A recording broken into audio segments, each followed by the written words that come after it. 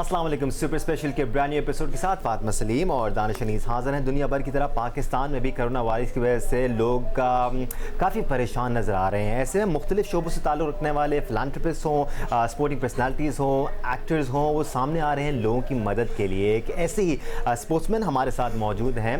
Pakistani cricketer रुमान rice ने आज हमें ज्वाइन किया हुआ है। काफ़ी अरसे से एक्टिव नज़र आ रहे हैं, लोगों की मदद कर रहे हैं मुख्तलिफ तरीक़ों से। रुमान से आगे चल के हम बात करेंगे। साथ साथ पैनल में हमें ज्वाइन किया हुआ है test cricketer Sikandar Bakht, senior sports journalist Abdul Majid Bhatti, senior sports journalist और प्रोग्राम स्कोर के एंकर पर्सन सैयद याहिया हुसैनी और सीनियर स्पोर्ट्स जर्नलिस्ट आली रशीद भी हमारे साथ मौजूद हैं। एंड ऑफ कोर्स फातिमा और मैं तो आपके साथ हैं। Fatima, it's very heart warming to see कि बहुत सारे लोग सामने आए हैं, मुख्तलिफ तरीक़ों से मुख्तलिफ अंदाज में लोगों की मदद करने के लिए कोशा हैं, which is exactly what we need right now. Exactly, और हम तो देख रहे हैं सिर्फ क्रिकेटर्स नहीं, टेनिस प्लेयर्स की बात करें, सामुल हक हमने देखा है, शाहिद खान अफरीदी जो हमेशा सबसे आगे होते हैं। बट आज हमारे पास रुमान है तो उनसे सबसे पहले बात कर लेते हैं। रुमान, आई नो कि ये वो टाइम नहीं है दिखाने के लिए देखो मैं लोगों की मदद कर रहा हूँ, बट हम इसलिए आपको इनवाइट किया क्योंकि बहुत सारे लोग मदद करना चाहते हैं और अब उनको हम आपके थ्रू बताना चाहिए कि कितने प्रॉब्लम्स हैं। तो ये सब क्या हमारे लोग जो है ये कैसे शुरू हुआ? जब वायरस शुरू हुई, लॉकडाउन हुआ, ऑब्वियसली लोगों को बेसिक ग्रोसरी, घर का खाना नहीं मिल रहा था,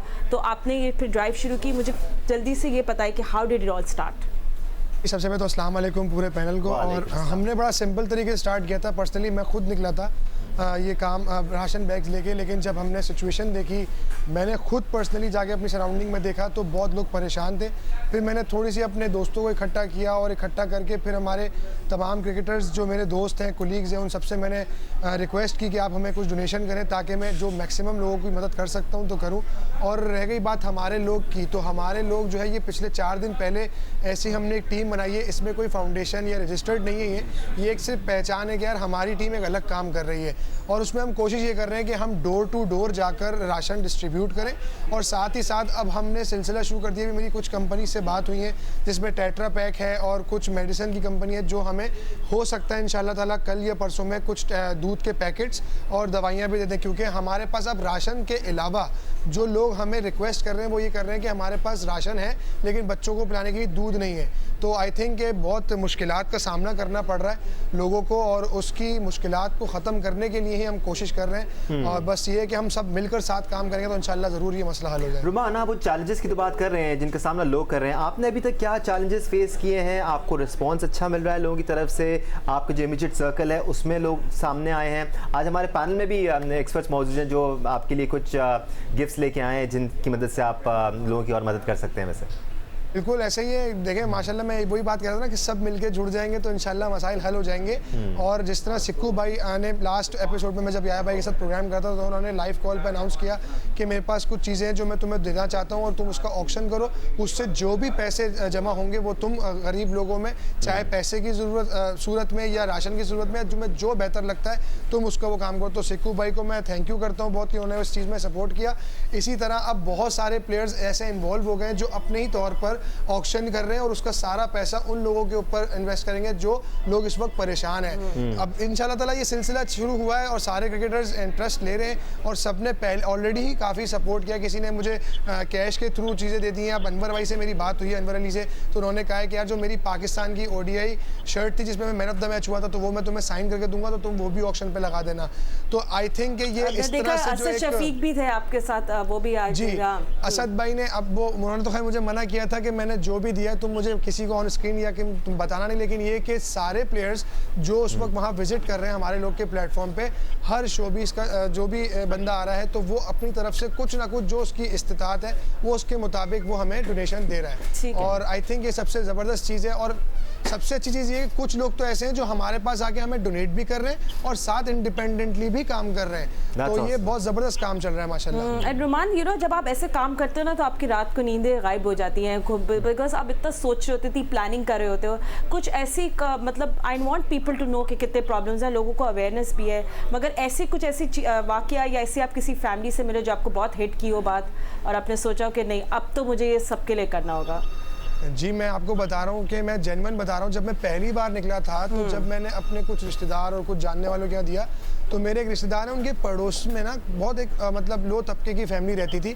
तो वो बहुत बुजुर्ग खातून थी, उनके साथ 2 बच्चे थे और वो जब रोते हुए मेरे पास आए थे ना, तो मैंने उसी दिन डिसाइड करे थे, मैंने कहा जितना कुछ मैं कर सकता हूँ ना अपनी ज़ात से, और मुझे आगे कुछ भी करना पड़ा तो मैं उनके लिए करूँगा इंशाल्लाह। और जब मैं इसी तरह आगे बढ़ता गया तो बहुत लोगों की परेशानी मैं आपको हाथों पे नहीं गिनवा सकता जेन्युइनली कि लोग कितना परेशान है। अब तो मैं आपको बता रहा हूँ ना, लोग हमें सिर्फ दूध के लिए मैसेज कर रहे हैं कि प्लीज़ हमें आप दूध दे दें बच्चों के लिए। तो मतलब बहुत बुरा हाल है। और जो लोग लॉकडाउन की वजह से पहले ही जो डेली वेजेस वाले थे, जिनको प्रॉब्लम फेस करनी पड़ रही थी, अब कंपनीज़ ने या फैक्ट्रीज़ वालों ने जो एम्प्लॉयमेंट्स अपने निकाल दिए हैं, अब मज़ीद बेरोज़गारी बढ़ गई है। तो उसमें हमें और जो है ना, वो जो हमारी एक कहते हैं ना कि जो नंबर्स थे उसमें और इजाफा हो गया बेरोज़गारी के। तो देखें, अल्लाह खैर करे, हम तो दुआ ही करेंगे कोरोना की वबा जल्द से जल्द ख़त्म हो ताकि ये मामलात जो हैं वो सही हो जाएं और लोगों का रोज़गार खुल जाए। ठीक है, हालात इस वक्त तो ख़राब हैं ही, लेकिन ऐसा लग रहा है कि आगे चल के मज़ीद और ख़राब होने वाले हैं। जिससे रोमान कह रहे हैं लोग अपनी नौकरियां खो रहे हैं, लोग हेल्थ वाइज बड़े परेशान हैं। अपने दीगर पैनल को भी गुफ्तगू का हिस्सा बनाते हैं। Sikandar, let's start with you.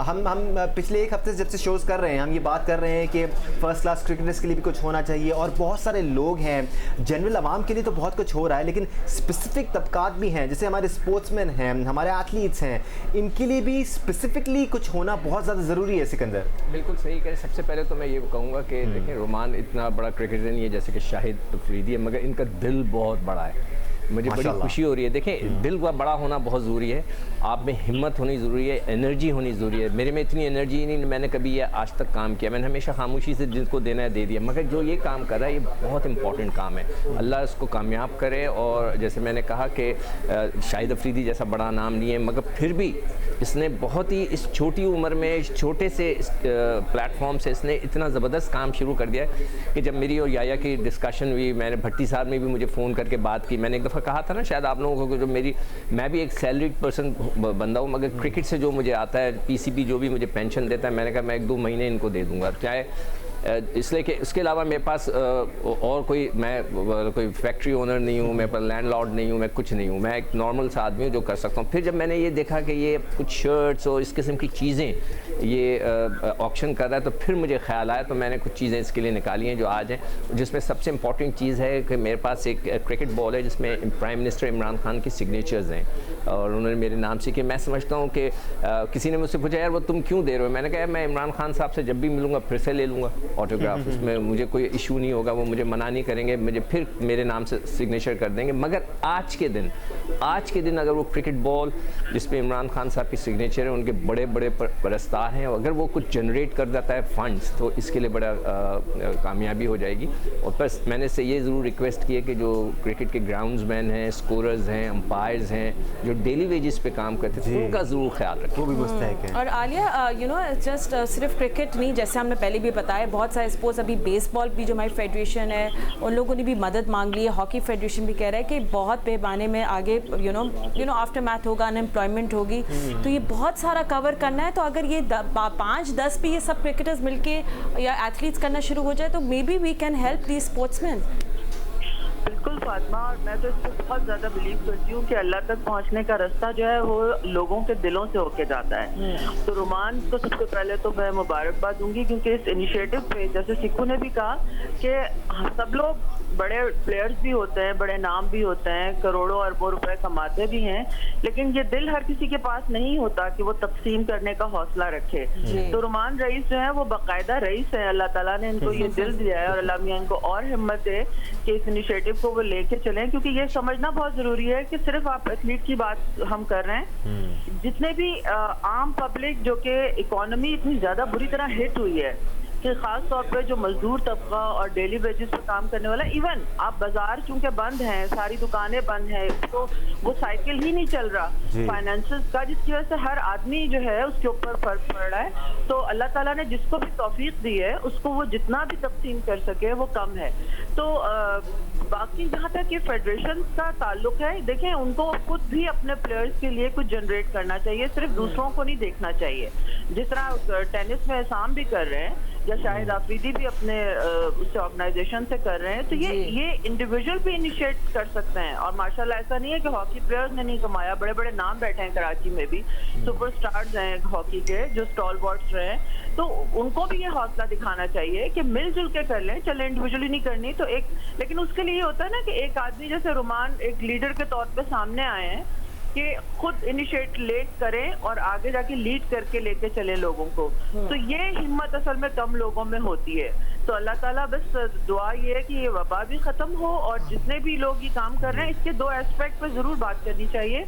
कुछ लोग ये भी कहते हैं कि जी ये शो ऑफ कर रहे हैं, मैं समझती हूँ कि शो ऑफ से ज़्यादा ये लोग रोल मॉडल हैं।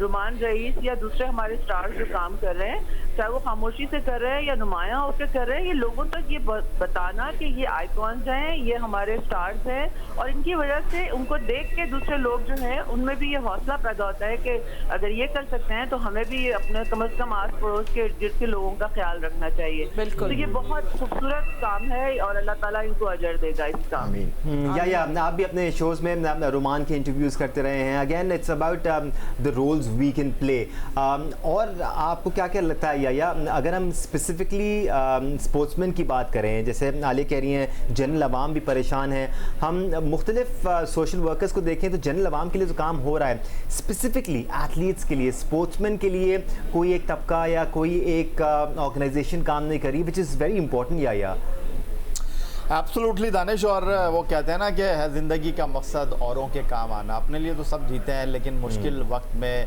जिस तरह आलिया ने बहुत अच्छी बात की कि तकसीम के हवाले से कि अपनी जेब से किसी के लिए पैसा निकालना बहुत बड़ी बात है। और जब मेरे शो में रोमान आए थे तो मैंने इनको सलूट किया था, और उसकी बुनियादी वजह ये थी कि रोमान इस एतबार से वाकई तारीफ़ के मुस्तहिक हैं कि इनकी अपनी नौकरी नहीं है, और इनकी अपनी नौकरी नहीं है और ये दूसरों के लिए काम करते हुए हमें दिखाई दे रहे हैं। तो सोचें कि इससे बड़ा दिल हो नहीं सकता दानिश के आपकी अपनी नौकरी नहीं है, आप खुद बेरोज़गार हैं और आप दूसरों के लिए जो है वो फ़ंड जनरेट कर रहे हैं। और इन्होंने कदम उठाया और आप देखें कि एक कारवां बन गया है, और सिर्फ ये अकेले नहीं हैं, इनके साथ पाकिस्तान के फ़र्स्ट क्लास क्रिकेटर्स हैं और 2-3 लोगों के साथ मेरी भी बात हुई है। तो ये एक अच्छा इनिशिएटिव है, और सबसे इम्पॉर्टेंट चीज़ ये है कि इनके माँ बाप की तरबियत है कि ये ऐसा कर रहे हैं। और सिकंदर बख्श साहब की बात को मैं सेकंड करूँगा, बिल्कुल ठीक कहा सिकंदर बख्श साहब ने, और बुनियादी मकसद सिकंदर बख्श साहब का यही है कि जो वो अपनी पेंशन का चेक दे रहे हैं, जो चीज़ें दे रहे हैं, वो ये कह रहे हैं कि जनाब आप लोगों के लिए तो काम कर रहे हैं, लेकिन हमारी जो फिटर्निटी है स्पोर्ट्स की, उसके लिए अगर रोमान आप कुछ करें। तो अभी रोमान से मेरी बात हो रही थी, मेरा ख्याल है यही बताएं तो ज़्यादा अच्छा। ये हैदराबाद जाने का प्लान कर रहे हैं क्योंकि वहाँ पर ग्राउंड्समैन ने इनसे रब्ता किया। जी बिल्कुल ऐसा ही है। मेरे पास कल ही रात को लिस्ट आई है, हमारे एक एम्पायर होते हैं अकबर भाई, हैदराबाद से ताल्लुक़ है उनका, और उन्होंने मुझे कोई 35 से 37 लोगों की लिस्ट दी है, जिसमें ग्राउंडमैन, जिसमें स्कोरर्स और जिसमें एम्पायर्स। तो मेरा ये प्लान है, मैंने सिक्कू भाई से मशवरा करना था, मैंने उनसे मशवरा लिया, उन्होंने मुझे प्रॉपर इजाज़त दी है कि आपको जो बेहतर लगता है आप वो करें। तो इंशाल्लाह हम देखें अपनी कराची से बाहर निकल के भी कोशिश कर रहे हैं कि हम लोगों की मदद करें। तो इंशाल्लाह हम हैदराबाद भी जाएंगे और उन लोगों की मदद करेंगे, और साथ ही साथ हम अपने उन क्रिकेटर्स या उन स्पोर्ट्समैन की भी ख्याल रखेंगे जो खुद से नहीं मांग पा रहे हैं और मजबूर हैं, क्योंकि उनका भी एक नाम है, उनकी भी एक इज्जत है। तो मेरी सराउंडिंग में जो जानने वाले होंगे मैं उनकी भी हेल्प करूंगा। इसी तरह मैं अपील करता हूं अपने तमाम क्रिकेटर साथियों से, तमाम स्पोर्ट्समैन से जो साहिब इस्तिताअत हैं और जो आपके कोलीग्स हैं जो नहीं मांग सकते हैं, तो प्लीज़ उनकी टेक केयर करें, उनको देखें, उनसे पूछें। हो सकता है वो आपसे रब्ता ना करें, लेकिन आपका फ़र्ज़ बनता है कि आप उनसे रब्ता करें। तो आई थिंक ये बहुत अच्छा मौका है एक दूसरे के साथ मिलकर काम करने का, एक दूसरे का ख्याल रखने का। तो आई थिंक मैं अपनी तरफ से पूरा 200% दूंगा। जो ग्राउंड्समैन हैं, जो स्कोरर्स हैं, जो पैनल है, क्योंकि इनका रोजगार चलता ही उसी पे है कि जब ये मैच होगा तो उनको मैच के पैसे मिलेंगे, स्कोरर तब स्कोरिंग करेगा तब उसको पैसे मिलेंगे। तो आई थिंक कि हमें इस चीज़ को सोचना चाहिए, हमारे तमाम क्रिकेटर्स को सोचना चाहिए।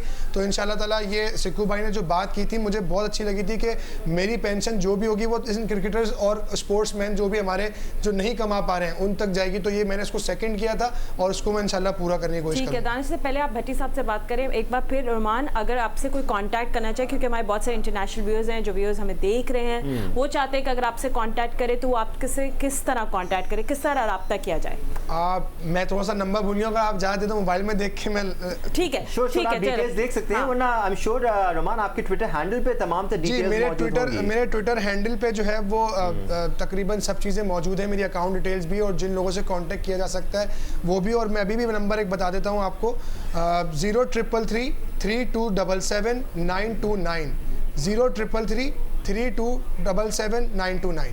ठीक है, तो इस नंबर पे आपसे कांटेक्ट, हम लोग इसको लिख भी देंगे ताकि लोगों के लिए आसानी हो। Thank you Roman. थोड़े भट्टी साहब से भी बात कर लेते हैं। भट्टी साहब, आपको एज ए सहाफ़ी, एज ए जर्नलिस्ट, आप लोगों को जो ग्राउंड रियलिटीज़ पता होती है वो शायद हमें यहाँ स्टूडियो में बैठे नहीं पता हो, और अभी रोमान हमारे साथ बैठे, तो बहुत अच्छी अपॉर्चुनिटी कि आप थोड़ा वाइडर एंगल से भी बता सकते हैं कि किन किन लोगों को प्रॉब्लम्स हो रही हैं। आपसे आई एम श्योर बहुत सारे लोग रब्ता करते हैं और बताते हैं कि ये कुछ हो रहा है।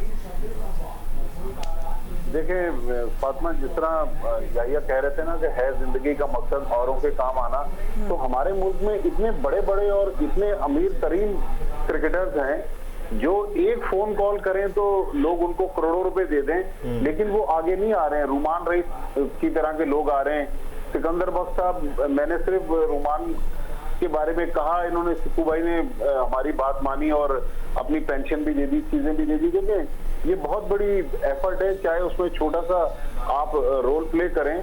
और रुमान रईस ये नहीं कि काम कर रहे हैं, रुमान रईस सामान को ट्रकों पर, वैन्स पर लोड भी कर रहे हैं, अनलोड भी कर रहे हैं। वो एक एक जगह पर छोटे छोटे इलाकों में जा रहे हैं, लोगों में जाके खुद सामान तकसीम कर रहे हैं। मेरे ख्याल में ये बहुत बड़ी एफर्ट है। हम लोग तो सिर्फ बैठे हुए इनकी छोटी सी एक तशहीर कर रहे हैं, लेकिन जितना ज्यादा हमारे दूसरे बड़े क्रिकेटर्स को करना चाहिए, वो मेरा ख्याल में बयानबाजी जरूर करते हैं, मुख्तलिफ कैंपेन्स में आते हैं, लेकिन उनको जिस तरह शाहिद आफरीदी एफर्ट कर रहे हैं, सोहेल तनवीर ने एफर्ट की है, इसामुल हक को हमने देखा है, इसामुल हक उसमें पेश है, और कुछ क्रिकेटर्स हैं, लेकिन कुछ ऐसे पाकिस्तान के बड़े नाम जिनको आगे आना चाहिए, अनफॉर्चुनेटली अभी तक आगे आ नहीं रहे। देखें अभी फातिमा पहला महीना है जी, लेकिन अभी क्राइसिस आगे जाके जिस तरह दानिश कह रहे थे मजीद बढ़ेगा।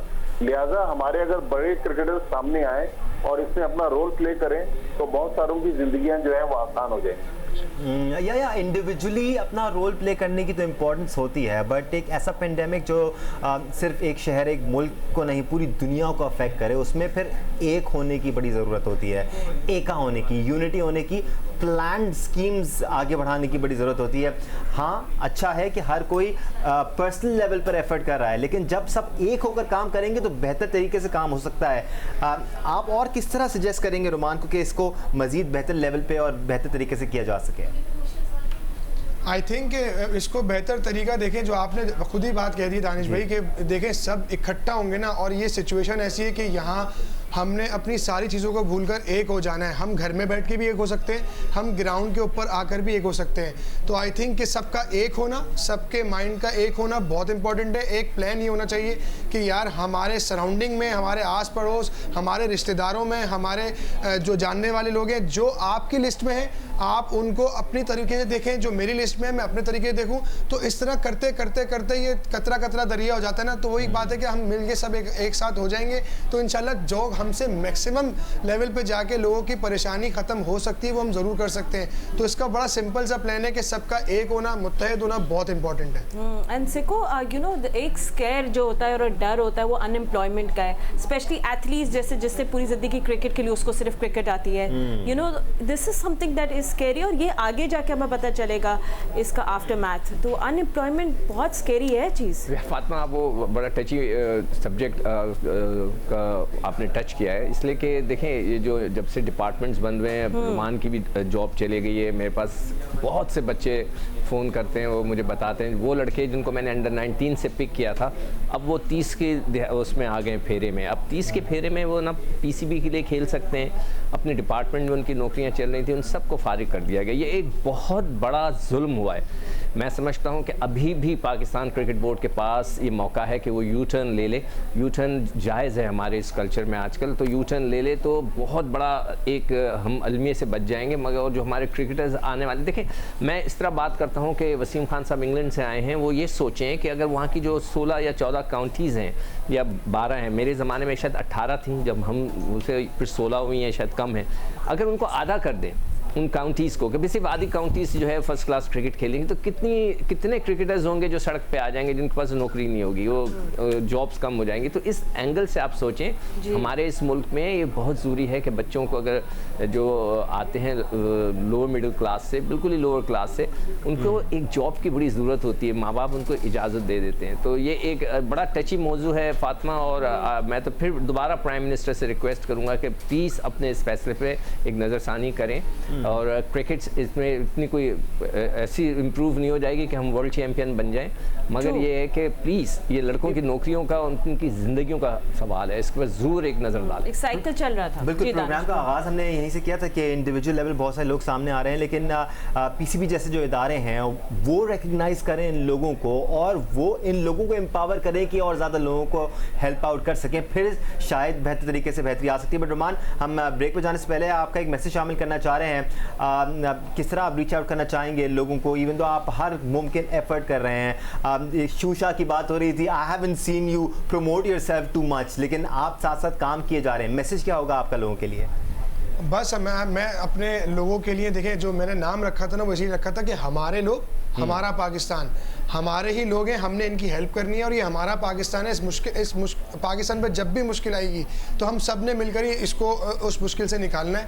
और अगर वो हमें सपोर्ट करना चाहते हैं तो वो हमें डोनेट कर सकते हैं, हमें राशन डाल सकते हैं, जो उनकी इस्तिताअत है वो अपने इस्तिताअत के मुताबिक हमें जो भी देना चाहें वो दें। जैसे लोग अपने अपने तौर से कुछ भी दे रहे हैं, मेरे पास मैं आपको जनरल बताऊँ 180 रुपये की भी डोनेशन अकाउंट में गिरी है, जो एक बच्चे ने मुझे कनाडा से भेजी। तो आई थिंक कोई लिमिट नहीं है, आप कुछ भी कर सकते हैं। तो प्लीज़ हर हाल में मुझे नहीं, किसी और एनजीओ को सपोर्ट करें, लेकिन एटलीस्ट किसी ना किसी तरीके से आप हर किसी को सपोर्ट करें ताकि मामला थोड़े बेहतर हो जाए। दानिश, एक मिनट में कुछ कह सकता हूं? आप दिखा सकते हैं कि आप, हाँ जी, मैं ये कहना चाह रहा था कि आप अभी ये बात कर रहे हो ना कि ये अपने आप को प्रमोट करना चाह रहे हैं। देखिए ईदी साहब ने क्या अपने आप को प्रमोट किया, उन्होंने अच्छा काम किया तो लोग खुद ही उनकी बात करते हैं। SIUT में आप चले जाएं, डॉक्टर साहब हैं, अदीब साहब हैं, उनको लोग वैसे ही जानते हैं, इसलिए कि काम बड़ा अच्छा वो कर रहे हैं। इमरान खान साहब ने जब कैंसर हॉस्पिटल बनाया है, जो उन्होंने किया, तो वो उन्होंने अपने आप को प्रमोट नहीं कर रहे थे, वो एक मकसद के लिए काम कर रहे थे ना। उस मकसद में फिर जब आप काम, मैं भी यही कह रहा था कि ये अपने आप को नहीं कर रहे हैं, ये नहीं, काम बिल्कुल कर रहे हैं, ये अपने मकसद के लिए काम कर रहे हैं, और मैं नहीं कर सकता ये काम, मेरे में इतना टेम्परामेंट या एनर्जी शायद नहीं है, तो इसलिए मैंने कहा कि मैं इसको सपोर्ट करूँगा।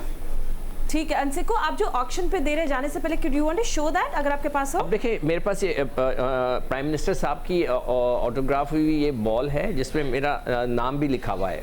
ठीक है। और वो जो है मैं समझता हूँ कि वैल्यू बढ़ेगी ना इसकी, कम हो जाएगी वैल्यू। आई डोंट नो, मेरे नाम की वजह से अगर चाहे तो ये मिटा दे, अगर कोई बोले यार सिक्कू का नाम हटा दो, तो मुझे मेरी तरफ से इजाज़त। किसी ने मुझसे कहा कि यार ये तो उसमें आपका नाम लिखा है, मैंने कहा यार इमरान खान साहब से जब भी मैं मिलूंगा मैं एक और साइन करवा लूँगा, मुझे नहीं। मगर हो सकता है कि दुनिया में उनके इतने बड़े बड़े फैंस हैं जो कि उनसे शायद कभी मिल ना सकें, उनसे मुलाकात का मौका ना मिल सके, तो ऐसे लोगों के लिए अच्छा मौका है कि इमरान खान साहब की ऑटोग्राफ, ये मैं 2011 में वर्ल्ड कप हो रहा था, तो मैंने और इमरान खान साहब ने बहुत से प्रोग्राम किए थे पूरे वर्ल्ड कप पे, जी हमें याद है ना, तो उस वक्त मैंने ये ली थी, तो ये मैं इनको दे रहा हूँ। आई एम श्योर कि इससे ये अच्छा पैसा जनरेट कर सकता है। इसके अलावा कुछ शर्ट्स वगैरह हैं जो मेरे पास हैं, ये 2000 इंग्लैंड पाकिस्तान सीरीज़ की शर्ट है, इसके ऊपर उसका लोगो लगा हुआ है। Oh nice one. हाँ, और पाकिस्तान के इसके पूरे उसमें वो बने हैं, और एक मेरे पास स्वेटर है क्लासिक। हाँ, और एक मेरे पास ये स्वेटर है पाकिस्तान की टीम का।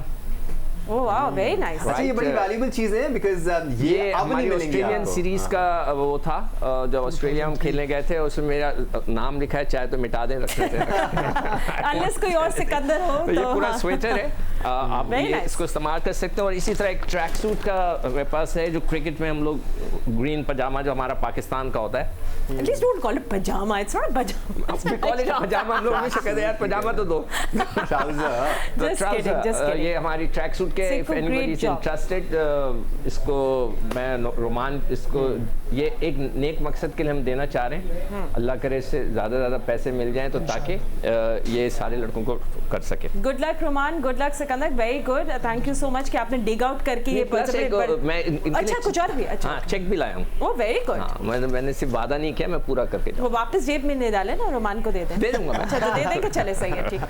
Roman good luck, wish you Thank you all so the much. Best, Thank Allah आपको you. बहुत सारी कामयाबी दे।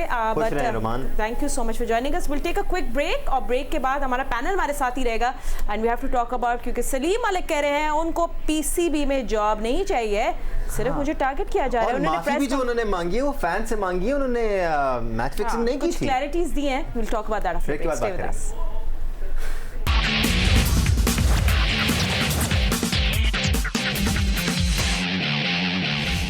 राइट कल हम लोग ने एक स्पेशल शो किया था जिसमें हमने सलीम मलिक की जो करंट सिचुएशन है इस पे गुफ्तगू की थी। पीसीबी के लीगल एडवाइज़र तफज़ुल रिजवी से भी हमने चिट चैट की थी, जिसके बाद सलीम मलिक ने उसका प्रेस कॉन्फ्रेंस की। उन्होंने एक्सप्लेन किया कि मैंने तो माफ़ी जो मांगी है वो फैंस से मांगी है, मैंने कोई एतराफ़ नहीं किया है, मैंने कोई मैच फिक्सिंग नहीं कही है। साथ साथ उनको ये कहना था कि अब्दुल कयूम पोर्ट में और भी नाम है, सिर्फ मुझे क्यों टारगेट किया जा रहा है। साथ साथ उन्होंने बहुत इंपॉर्टेंट बात ये भी की कि मेरा मिशन ये नहीं है कि मैं लोगों के नाम रिवील करूं और नाम मैं करूंगा। मोर डिटेल्स ऑफ दैट, मगर पहले देख लेते हैं रिपोर्ट। सलीम मलिक ने इन ख्यालात का इजहार सहाफियों के साथ एक वीडियो कॉन्फ्रेंस में किया। उनका कहना था कि ये तासुर गलत है कि वो पाकिस्तान क्रिकेट बोर्ड में नौकरी चाहते हैं, वो सिर्फ इंसाफ के मुतमन्नी हैं। मैं किसी नौकरी शौकरी के चक्कर में नहीं हूँ, सुखी अल्लाह ताला जो दे रहा है उसमें गुजारा कर रहे हैं, कभी किसी के आगे जाके हाथ नहीं फैलाया। साबिक कप्तान ने कहा कि जस्टिस कयूम कमीशन रिपोर्ट में बहुत से नाम थे, लेकिन निशाना सिर्फ उन्हें बनाया गया। सलीम मलिक ने कहा कि उन्होंने मद्दाहों से माफी मांगी है, मगर ये तासुर दिया जा रहा है जैसे उन्होंने जुर्म का एतराफ करते हुए माजरत तलब की है, जबकि ऐसा नहीं है। मैं थोड़ा सा बैकग्राउंड में जाऊं कि लोग गलत मेरा मतलब ले रहे हैं। मैंने कोई किसी से मैच फिक्सिंग की का नहीं कहा कि मैंने मैच फिक्सिंग की मैं माफ़ी चाहता हूं। मैंने जनरली बात की थी अपने फैन से कि यार मेरे से किसी का दिल टूटा हो तो मैं उससे माफ़ी चाहता हूं। और मैं आईसीसी का इसलिए हवाला दिया था और एंटी करप्शन का कि जब भी इनसे बात की जाती है ये कहते हैं कि आईसीसी नहीं मान रहा। उन्होंने कहा कि 2011 में पीसीबी की जानिब से कोई सवालनामा नहीं मिला, अब दोबारा बोर्ड से राब्ता करके सवालनामा मांगा है। 2011 में ये अब मैं सुनने में आ रहा है कि इन्होंने मुझे कोई लेटर लिखा जिसका मैंने जवाब देना था। मुझे आज तक कोई लेटर मिला ही नहीं, इनके कोई खत नहीं मिला। अगर इन्होंने मुझे कोई खत भिजवाना था तो ये शहजाद साहब ये 2008 में जब मेरा केस हो रहा था तो इन्होंने उस वक्त क्यों नहीं पेश किया अदालत में वो सारी जो भी सबूत ये कह रहे थे। साबिक कप्तान ने कहा कि सलीम मलिक के लिए अलग कानून क्यों है, क्या वो पाकिस्तानी नहीं, वो किसी का चेहरा बेनकाब नहीं करना चाहते। कयूम कमीशन रिपोर्ट में सब कुछ लिखा है। मुझे तो यूं लगता है जैसे मैं पाकिस्तानी हूँ ही नहीं, मेरे साथ मतरिया सलूक क्यों किया जाता है। आप एक दफा जस्टिस क्यूम की रिपोर्ट तो पढ़ें, कितने लोगों का उसमें नाम लिया गया है कि जिनको पाकिस्तान क्रिकेट टीम में नहीं होना चाहिए था। कोई बंदा उस रिपोर्ट को नहीं पढ़ता, सीधा सलीम मलिक पे अटैक करता है। सलीम मलिक के इस डिस्कशन के बाद सूरत हाल थोड़ी सी ज़्यादा कंफ्यूजिंग हो गई, क्योंकि अगर हम उनका पहला कमेंट सुने जिसमें पहली बार उन्होंने पीसीबी को कहा था कि जी मैं काफ़ी अर्से सफ़र कर रहा हूँ और मेरा भी अब नाम क्लियर हो जाना चाहिए। इसके साथ साथ उन्होंने कई और पॉइंट्स मेक किए थे। उन पॉइंट्स में और अब की इस बातचीत में कुछ फ़र्क सा एक नज़र आ रहा है, शायद हमें नज़र आ रहा है, हम अपने एक्सपर्ट से पूछ लेते हैं, उनको भी नज़र आ रहा है नहीं आ रहा है। आलिया, आपको थोड़ी सी कन्फ्यूजिंग नहीं लग रही है सूरत हाल? माफ़ी मांगी तो किस चीज़ की मांगी, मैच फिक्सिंग नहीं की तो फिर 19 साल क्यों चुप बैठे रहे, अपनी आवाज़ क्यों नहीं बुलंद की उस तरह? उस वक्त जिस वक्त ये सब हुआ था उस वक्त क्यों नहीं आवाज़ उठाई? पीसीबी को ये कहा कि जी मैं आपकी बहुत मदद कर सकता हूँ, मैं आपकी हेल्प कर सकता हूँ अगर आप मेरा नाम क्लियर हो जाए। तो कंफ्यूजिंग लग रही है सारी बातें।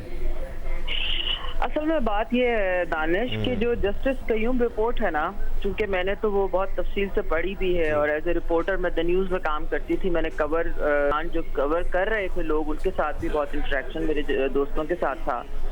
तो ये जो जस्टिस कयूम की रिपोर्ट है ना, मैं आपको ऑनेस्टली बताऊं तो बहुत सारी चीजें जो है ना वो अजम्पशन पे लगती हैं। उस जमाने में सेल फोन बड़े कम लोगों के पास होते थे, कोई ऐसा जिसका जो रिकॉर्ड है वो भी आपको नजर नहीं आता। फिर जस्टिस कयूम के अगर आप इंटरव्यू सुने हमारे यहाँ जियो सुपर पे भी कई दफा प्रोग्राम में आके, तो आखिर सारे इतने दूध के धुले बन के घूम रहे हैं और क्रिकेट बोर्ड जो है वो उनको भी फैसिलिटेट कर रहा है। तो बात सिर्फ ये है कहने की कि अगर सलीम अली का भी मैं स्टेटमेंट जो सुन रही हूँ, आपने सुनवाया है, उसमें अगर वो ये कहते हैं तो टेक्निकली स्पीकिंग वो अपनी सजा भी पूरी कर चुके हैं, क्योंकि कोर्ट ने उस वक्त उनके ऊपर लिस्ट खत्म कर दिया था उनका केस। तो वो ये कहना चाह रहे हैं कि जी आप जो बाकी लोग हैं अगर आप उनको साथ लेके चल रहे हैं किसी भी वजह से माफ करके या उनको प्योर समझते हुए, तो आखिर अगर मैंने मेरी जो रिकमेंड किया गया मेरी सजा खत्म होती है तो उसके बाद मुझे ही सिर्फ टारगेट करके क्यों ये कहा जा रहा है। 92 से लेकर 2007 तक पाकिस्तान के सुपर टॉप के प्लेयर्स और पाकिस्तान की तारीख की बेहतरीन टीम एक भी मेजर टूर्नामेंट नहीं जीतती, जो कि इस सपोर्ट करता है इस बात को कि ये सारे प्लेयर्स जो थे ये सेल्फिश थे मोस्ट ऑफ देम, और उन्होंने इंडिविजुअली खेला भी, और उनमें से 96 का क्वार्टर फाइनल हो या 99 का फाइनल हो, आप बहुत सारी चीजें हैं वो देखें। तो यहाँ पे अगर वो सलीम मलिक चीख रहे हैं या कह रहे हैं तो वो ये देखते हुए मुझे लग रहा है कह रहे हैं कि बाकी लोग तो माशाल्लाह एंजॉय कर रहे हैं, फैसिलिटेट किया जा रहा है उनको जिन लोगों के नाम थे, और सिर्फ मुझे ही टारगेट किया जा रहा है। बिल्कुल, एज अ लेमैन आलिया मैं आपकी बात से एग्री भी करती हूँ कि मतलब मेरे किसी की साइड नहीं है, ना मेरे को पर्सनल रिलेशनशिप है किसी से या क्रिकेटर से बात करने की, बट मैं भट्टी साहब से भी बात करना चाहूँगी। बट भट्टी साहब, बिफोर मैं आपसे सवाल पूछा, आपको ये बताया कि हमने भी बहुत ट्राई किया कि हम सलीम मलिक साहब को फ़ोन पे लें, उनसे बात करें, उनका वर्जन सुने उन्हीं के ज़बानी, क्योंकि वो ये कह रहे थे कि मुझे हैरानी हुई मीडिया पर जब ये बातें हो रही थी, तो इस वजह से हमने कोशिश की, बट हमारा राब्ता नहीं हो रहा। बट अगर हम उनको इन्वाइट करेंगे, सलीम मलिक साहब अगर आपको किसी कोई भी चीज़ यहाँ बोली जा रही है आपको नहीं सही लग रहा, please come on a show और हम आपको क्लियर आप बात करें हम सबसे। I think that be a great initiative. अच्छा भट्टी साहब, कमिंग टू यू, अगर एज अ लेमैन मैं भी ये सोचती हूँ कि वो एक बात तो सही कह रहे हैं ना कि सिर्फ मुझे क्यों टारगेट किया जा रहा है। भट्टी साहब, हाँ सॉरी एडिंग टू इट, ये बात ज़रूर वैलिड लगती है कि सिर्फ मुझे क्यों टारगेट किया गया, बट उनका ये कहना कि मैंने माफ़ी फिक्सिंग की वजह से नहीं मांगी, मैं तो आवाम से माफ़ी मांगी, ये आपकी समझ में आई बात? दानिश, ये बात वाकई कल मैंने ट्विटर पे ये चीज लिखी थी कि भाई अगर आपने कोई गलत काम किया ही नहीं है तो आप माफी किस बात की मांग रहे हैं। सलीम मलिक जो कह रहे हैं कि 2008 में पीसीबी ने ये चीजें सबमिट नहीं की, मैंने उस दिन भी 3 दिन पहले भी प्रोग्राम में ये बात की थी। फिर कल सुना है कि सलीम मलिक ने, मैं नहीं था उस प्रेस कॉन्फ्रेंस में, सलीम मलिक ने मेरा नाम लेके कहा कि वो मेरे बारे में ये कह रहे हैं जियो पे। तो मैं सलीम मलिक की रिकॉर्ड की दुरुस्तगी के लिए कि सलीम मलिक ने लंदन के एक होटल में मजहर महमूद नामी एक बरतानवी जर्नलिस्ट थे, उनसे जाकर 3 मीटिंग्स की। उन 3 मीटिंग्स में जो सलीम मलिक की उनसे बातचीत हुई है, वहां पर आईसीसी के बकौल के उनका जासूसी का नेटवर्क था। उन्होंने सारी गुफ्तगू सलीम मलिक और मजहर महमूद की रिकॉर्ड की।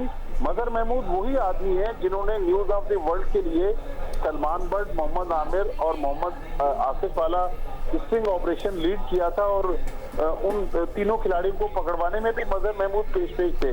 उसके बाद उन्होंने सलीम मलिक को टारगेट किया, बाद में मजहर महमूद खुद भी जेल में चले गए। तो वो 2010 का वाकया था।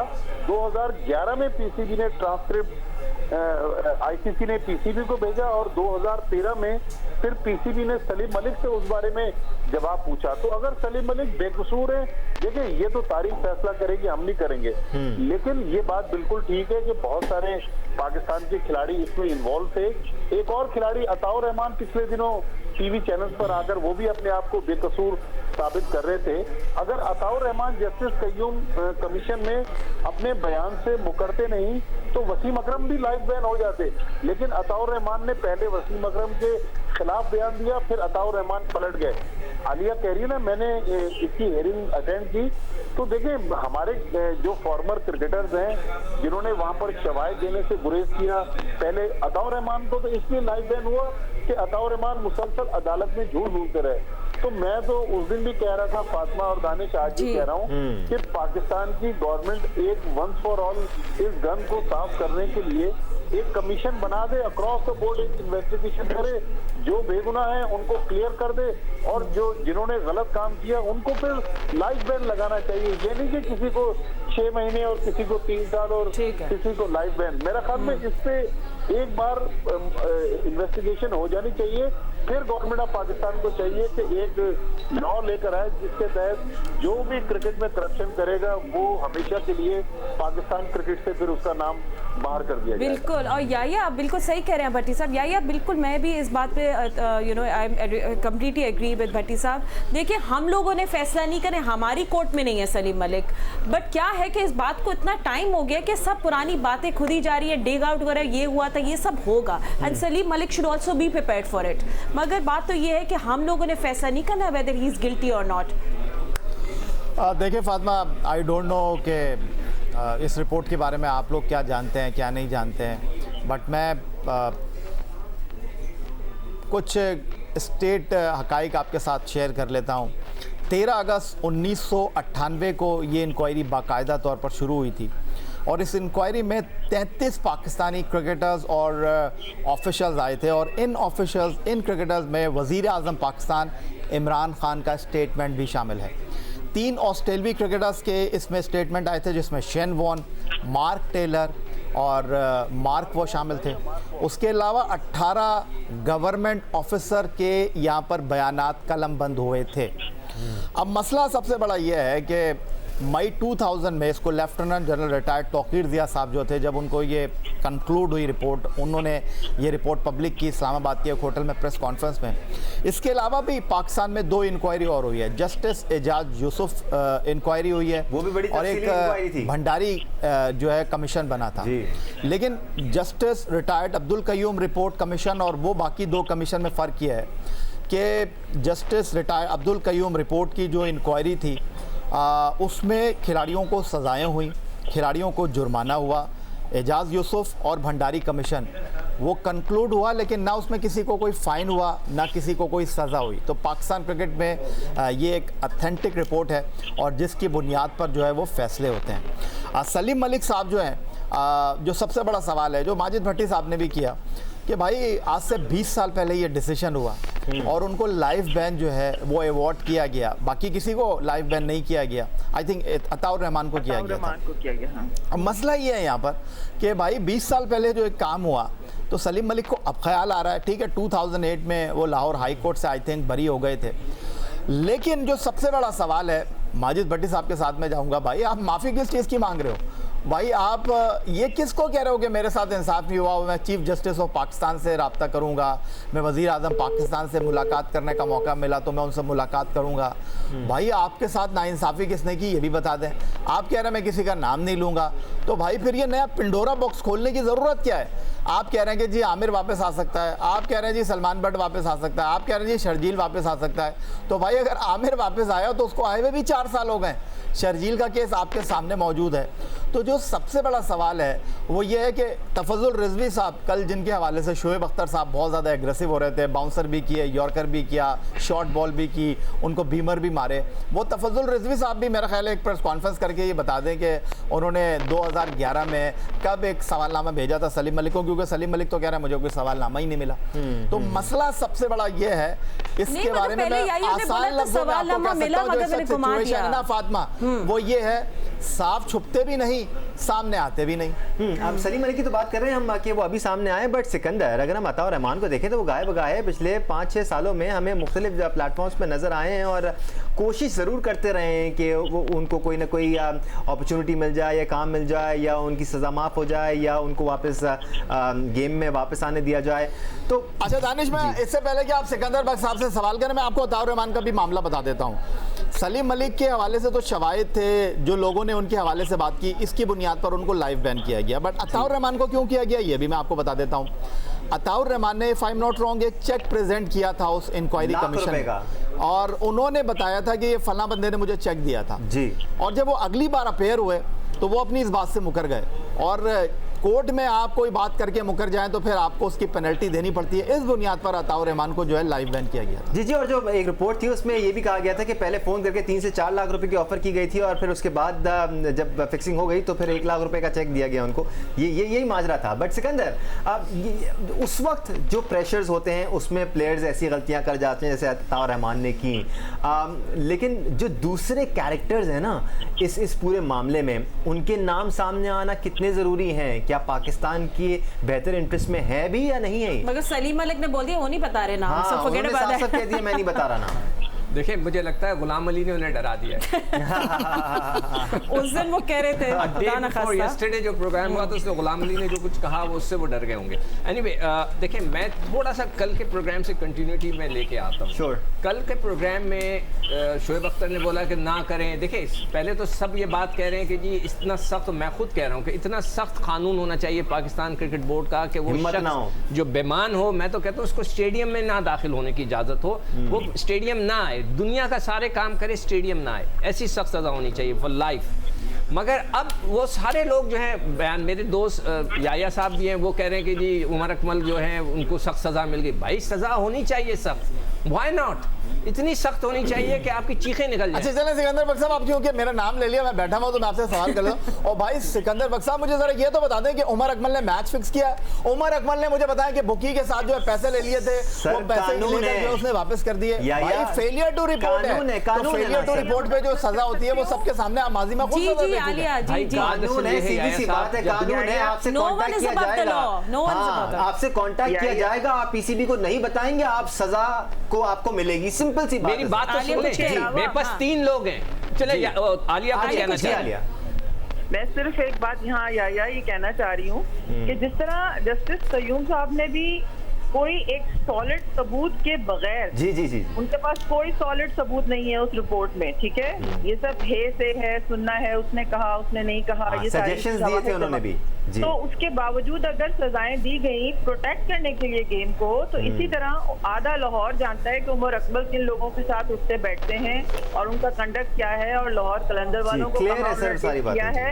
तो ये बहुत जरूरी है कि इस स्टेज पे जो बच्चा परेशान कर रहा हो या अपना कंडक्ट उसका सही ना हो तो उसको सजा देंगे। तो देखिए आलिया रशीद साहब, मैं आपसे एक बड़ी मुअद्दबाना अंदाज में गुजारिश कर रहा हूँ, ये जो आप बात कर रही हैं कि वो किन लोगों के साथ उठते हैं, किन लोगों के साथ बैठते हैं, ये आप उनके ऊपर इल्जाम लगा रही हैं। दूसरी जो सबसे बड़ी बात मैं आपके साथ शेयर कर रहा हूँ वो ये है कि आपने कहा कि जस्टिस कयूम रिपोर्ट में किसी के पास कोई जो है ठोस सबूत नहीं थे। तो भाई वहाँ पर शवाहिद इकट्ठे किए गए थे, वहाँ पर लोगों ने आकर स्टेटमेंट दिए थे।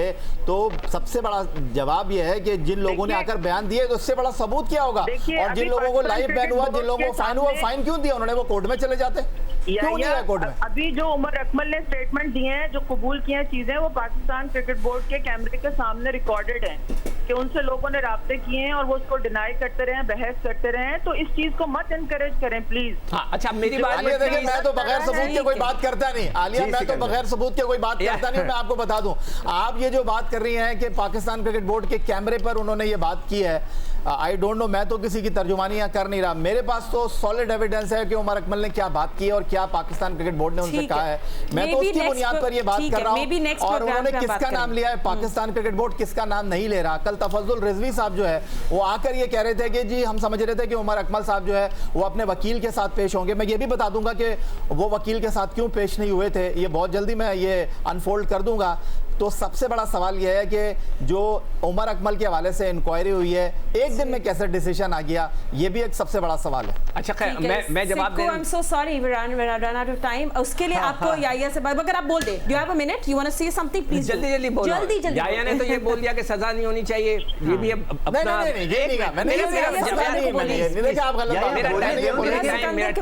मैं तो कहता हूँ सबसे सख्त। शोएब अख्तर ने कल कह दिया कि जनाब ये नहीं करें, जनाब ना करें, पाकिस्तान बदनाम हो जाएगा, बड़े बड़े लोग, वो भी गलत है। मुझे कल मौका ही नहीं मिला उनसे बात करने का। आकिब जावेद आके लड़ रहे हैं कि जी सजा होनी चाहिए, सलमान भट्ट को उन्होंने क्यों खिलाया। मैं कल पूछना चाह रहा था, इसी तरह टाइम खत्म हो गया जिस तरह आज खत्म हो गया। ये सारे सवाल मेरे सामने हैं, इन लोगों के सामने, ये मुझे इसका जवाब दें, लाइन ड्रॉ करें। मैं आप सबसे कह रहा हूं प्लीज, इस क्रिकेट में अगर आप करप्शन खत्म करना चाहते हैं, लाइन ड्रॉ कर दें बस। ठीक है, सिंपल सी बात है, कवानीन बने में कोई भी किसी भी कानून को तोड़ेगा उसको सज़ा मिलनी चाहिए और मिलेगी। ऐसा होगा तो लोग गलत काम नहीं करेंगे, नहीं होगा तो मजीद शय मिलेगी, मजीद गलत काम करेंगे। सिंपल सी बात है। तो जो सज़ा मिली है आप वो आप डिसाइड करें, सही कोई एक्सेप्शंस नहीं, कोई अबव द लॉ नहीं है, हर किसी को लॉ को फॉलो करना है। वेल ऑन दैट नोट आप लोग भी अपने कमेंट्स दिया करें how you feel, but will see you again इंशाल्लाह next week on super special. Thank you so much watching, thank you so much for amazing panel for joining us. अल्लाह हाफिज़।